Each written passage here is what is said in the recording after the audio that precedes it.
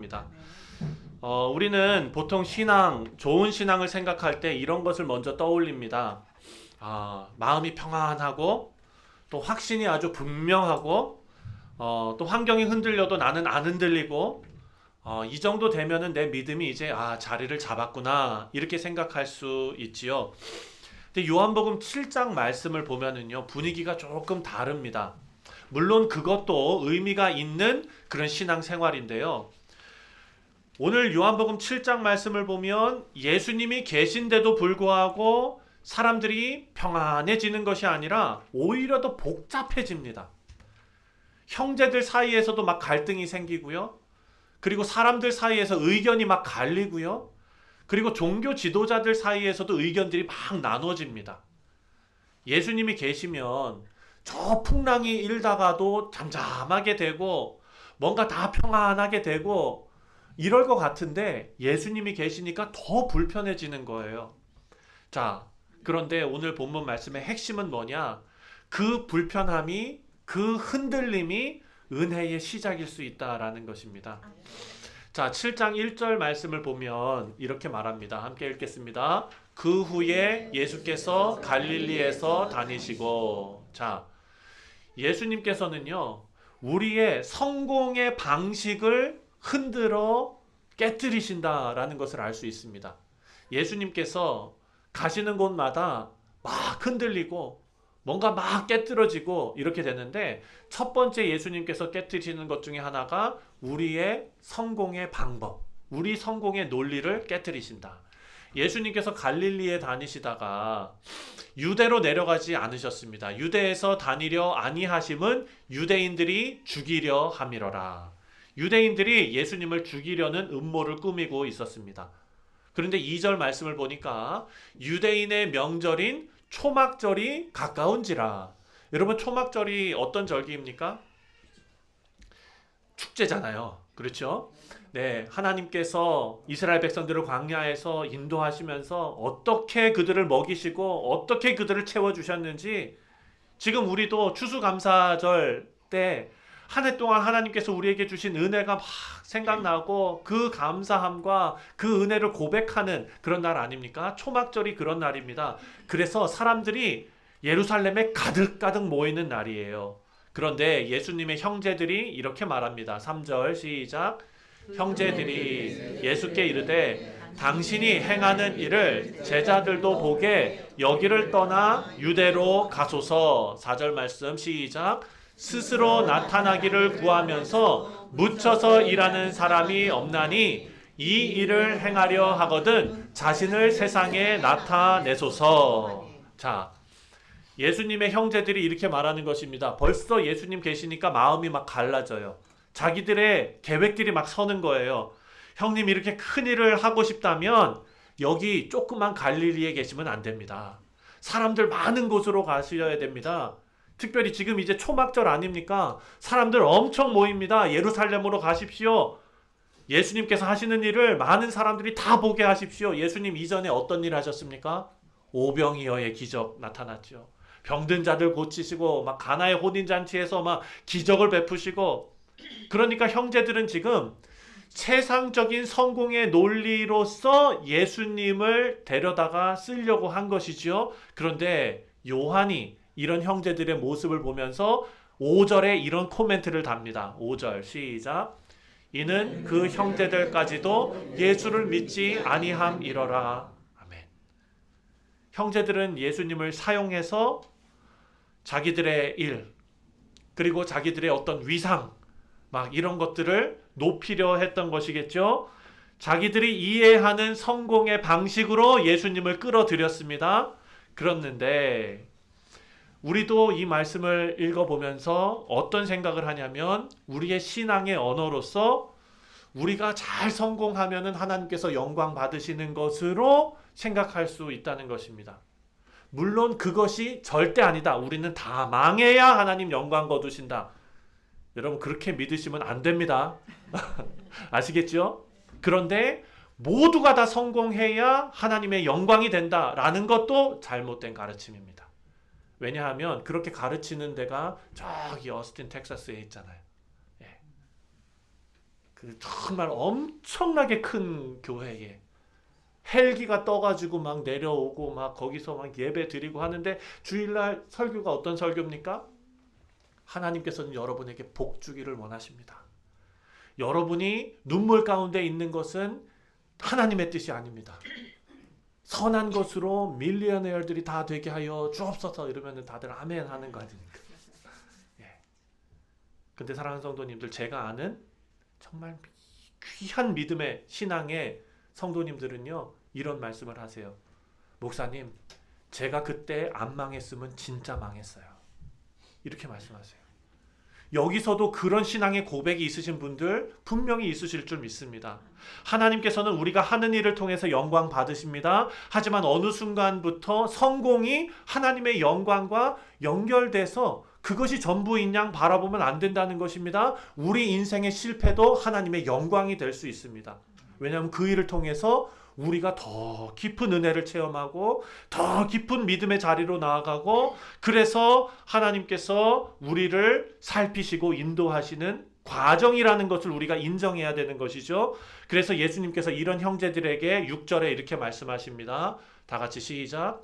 예수께서 이르시되 내 때는 아직 이르지 아니하였거니와 너희 때는 늘 준비되어 있느니라. 아멘. 자, 내 때는 아직 이르지 않았다. 예수님이 말씀하시는 때는 요한복음에 참 많이 나옵니다.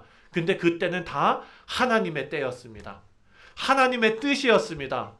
아버지 하나님의 길에 맞춰진 시간이었습니다. 그런데 형제들에게 그 때는 언제입니까? 지금. 찬스. 주가가 막 오를 때. 막 이런 찬스. 그렇죠? 분위기 좋을 때. 한 번에 크게 갈 수 있을 때. 근데 예수님께서는요, 그게 때가 아닐 수 있다라는 것을 아신 것이죠. 그래서 예수님께서 이 형제들의 논리를 어떻게 말씀하셨느냐? 7절에 이렇게 말씀하십니다. 다 같이 시작. 세상이 너희를 미워하지 아니하되 나를 미워하나니 이는 내가 세상의 일들을 악하다고 증언함이라. 자, 너희들이 왜 그렇게 그 때를 찾고, 너희들이 왜 그렇게 마음이 편하고, 너희들이 왜 그렇게 흥분한 줄 아느냐? 그것이 뭡니까? 바로 세상이 너희를 미워하지 않기 때문이다 라는 것입니다. 이 말씀 묵상하면서 제 마음속에도 하나님께서 막 울림을 주시는 거예요. 저는 어떤 사람이냐면 그냥 평안한 거를 좋아하는 사람이에요. 뭔가 일상에 조금이라도 뭔가 이렇게 있으면 스트레스를 많이 받아요. 그런데 하나님께서 뭐라고 얘기하느냐? 우리가 신앙생활을 하면서 아무런 어려움 없고 아무런 흔들림 없이 그냥 그대로 있다면 그게 과연 올바른 신앙생활인가? 이 질문을 하시는데 제 마음이 너무너무 하나님 앞에 감사하면서도 하나님 앞에 죄송했습니다. 실제로 우리가 세상적인 논리를 그대로 가져와서 주님께 적용하고 있지 않습니까? 그래서 저는 어떤 말을 많이 듣냐면요. 아유, 목사님은 모태신앙이니까 평안하게 지금 잘 살고 계시죠? 사랑하는 성도님, 그런 말씀 하지 마시기 바랍니다. 예, 그거 아니에요. 하나님께서 사용하시고 사랑하는 자들에게는요, 하나님 직접 찾아오셔서 흔들고 또 그 흔듦 가운데서 은혜가 시작이 되고, 이것이 없으면 아무런 문제 없는 것이 자랑이 아니다라는 것이죠. 예수님의 가장 큰 사역이 어디입니까? 사랑하는 성도님들, 십자가였습니다. 그 십자가, 인간으로의 눈으로 볼 때는 실패죠. 성공이 아닙니다. 그렇지만 하나님의 뜻 안에서 그것이 가장 위대한 승리였지 않습니까? 가장 영광스러운 순간이었지 않습니까? 바로 예수님께서도 이 시간 우리 가운데 찾아오셔서, 우리 인생에 찾아오셔서 우리가 가지고 있는 성공의 논리를 흔들어 버리십니다. 그리고 그 성공의 논리를 흔드심으로써 우리가 더욱더 깊은 하나님과의 교제로 나가게 하시고 아버지의 때를 믿는 자리로 나아가게 하실 줄 믿습니다. 두 번째로 생각해야 할 것은, 처음에는 우리가 성공하는 우리가 생각해 놓은 그 성공의 논리를 흔드셨다면, 두 번째는요, 우리가 익숙해져 있는 신앙을 예수님께서 찾아오셔서 흔드셨습니다. 자, 14절 말씀을 보니까 이제 이 초막절 명절의 중간이 되었습니다. 예수님 올라가셨어요. 14절, 예수께서 성전에 올라가사 가르치시니. 예수님께서 성전에 올라가셔서 성전에서 가르치신다. 성전에 누가 오겠습니까? 율법학자들이 오겠죠. 율법이라고 말하면, 성경 말씀이라고 말하면 줄줄줄줄 읊는 사람들이 온 거예요. 지금 미국에 엄청난 신학자들이 다 모였다고 보시면 됩니다. 그 자리에서 신학을 이야기하는 것이 무슨 의미가 있겠습니까? 만약에 신학자들이 다 모여 있어가지고 막 얘기하는데 저 같은 사람이 가가지고 막 얘기를 하는 게 그게 뭐 그렇게 큰 의미가 있겠습니까? 그런데 예수님께서 그 자리에 가셔서 말씀하시는 거예요. 15절. 이 엄청난 신학자들이 예수님을 보면서 이런 말을 했습니다. 다 같이 시작. 놀랍게 여겨 이르되 이 사람이 배우지 아니하였거든 어떻게 글을 아느냐 하니. 자, 글을 안다라는 것은 다른 게 아니라 말씀을 예수님께서 설명하시는 게 기가 막혔던 거예요.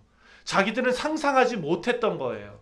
사랑하는 성도님들, 지금 이 율법 학자들은요, 율법이 익숙한 사람들입니다. 성전 예배가 너무나 익숙한 사람들입니다. 그래서 절기마다 올라오는 사람들이에요. 이번 연도도 가서 하자. 이번 연도도 뭐 이제 작년에도 했으니까 올해도 하고, 이런 식으로 올라갔던 사람들이라고 보면 됩니다. 다만 신앙의 열심도 있는 사람들이었습니다. 그런데 예수님께서 그들 가운데 들어가셔서 흔들어 놓으시는데 무엇을 흔들었느냐? 바로 익숙함을 흔들어 놓으셨다라는 것입니다. 예수님께서 이렇게 말씀하십니다. 오늘 본문 말씀 시작.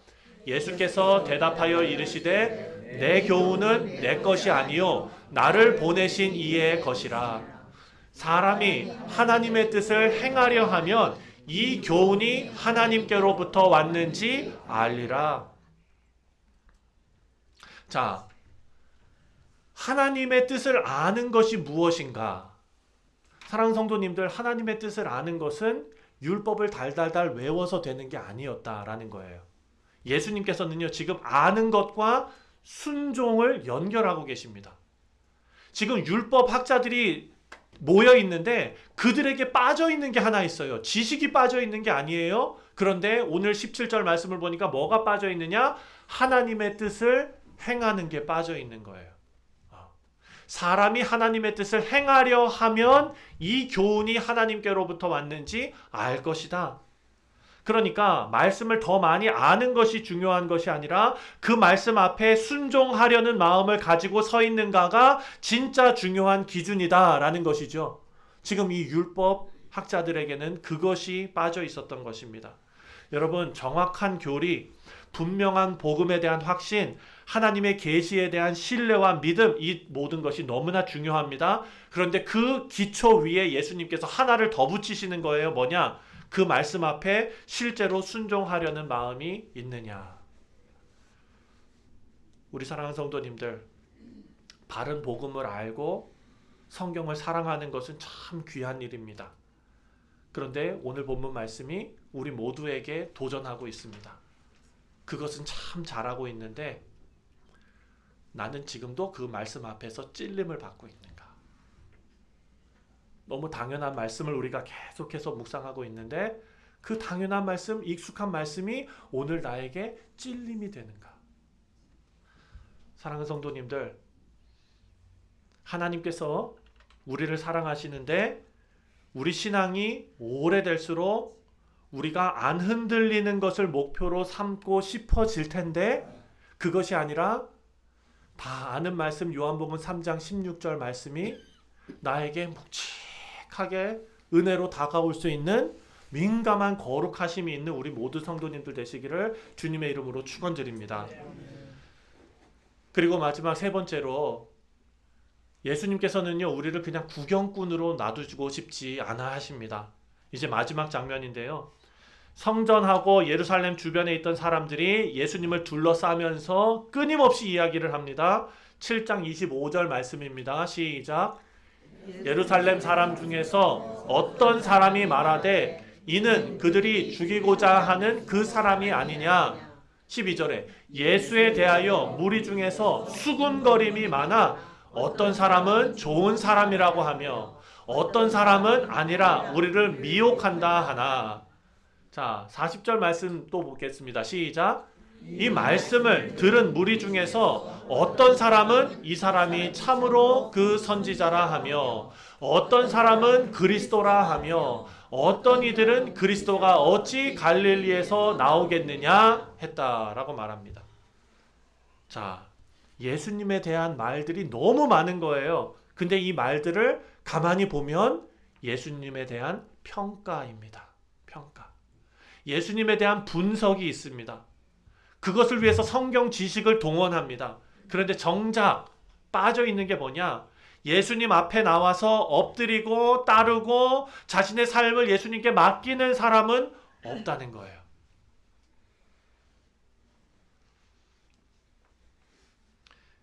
예수님은 모든 사람들의 말 속에 자꾸 오르내립니다. 그런데 요한복음이 우리에게 진정 던지는 질문은 이것입니다. 그런 말들 속에서 우리는 어디 서 있느냐라는 것입니다. 그냥 예수님을 머리로만 공부하는데 묻혀져 있는가? 예수님을 주제로 토론하면서 내가 많이 알고 있다는 것을 막 드러내는 데 있느냐? 근데 오늘 본문 말씀은요. 정작 예수님 앞에 서지 않으면 그냥 우리는 구경꾼이 된다라는 것입니다. 우리 사랑하는 성도님들 45절 밑으로 보면 더 재밌는 게 나옵니다. 45절 밑에 보면은요. 대제사장들과 바리새인들이 아랫사람들을 보내서 예수님을 잡아오라고 합니다. 그런데 예수님을 잡으러 갔던 사람들이 돌아와서 46절에 이렇게 말합니다. 다 같이 읽겠습니다. 시작. 아랫사람들이 대답하되 그 사람이 말하는 것처럼 말한 사람은 이때까지 없었나이다 하니. 사랑하는 성도님들, 위에 말씀을 머리로만 아는 사람이 빛으로 오신 예수님을 바라보지도 못하고 깨닫지도 못하고 아랫사람들 시켜가지고 가서 잡아오라 그랬어요. 근데 아랫사람들이 그 말 듣고 직접 가가지고 예수님을 잡아오려고 예수님을 직접 만났더니 벌어진 일이 뭡니까? 그 사람이 말하기를, 그 사람이 말하는 것처럼 말한 사람은 내가 이제까지 없었나이다. 은혜 받았죠. 언제 은혜 받았습니까? 예수님 앞에 섰을 때 은혜 받았습니다. 47절에 아직도 예수님 앞에 서지 않은 사람들이 이렇게 말합니다. 바리새인들이 대답하되 너희도 미혹되었느냐? 이렇게 말합니다. 그리고 48절에 뭐라고 말합니까? 다시 읽겠습니다. 시작. 당국자들이나 바리새인 중에 그를 믿는 자가 있느냐? 이렇게 말합니다.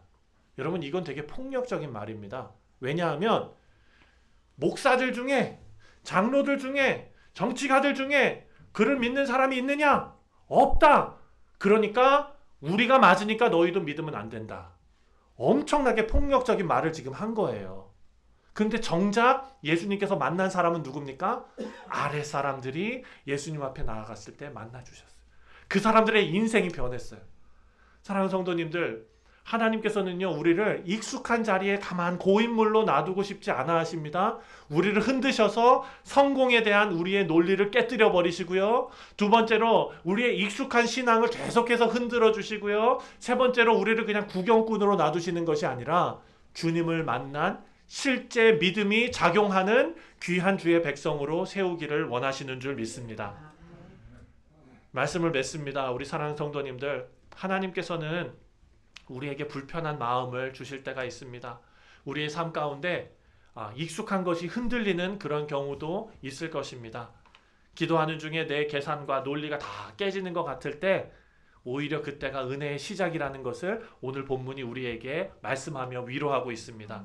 익숙함 속에서 더 흔들리지 않으려고 붙잡지 마시고, 말씀을 전하는 자나 듣는 자나 이 말씀을 우리 마음속에 잘 받고 하나님께서 우리 마음을 흔들어 놓으실 때에 그 안에서 하나님께서 주시는 은혜를 기대하시며 승리하시는 이번 한 주 되시기를 주님의 이름으로 축원드립니다. 기도하겠습니다. 하나님 아버지,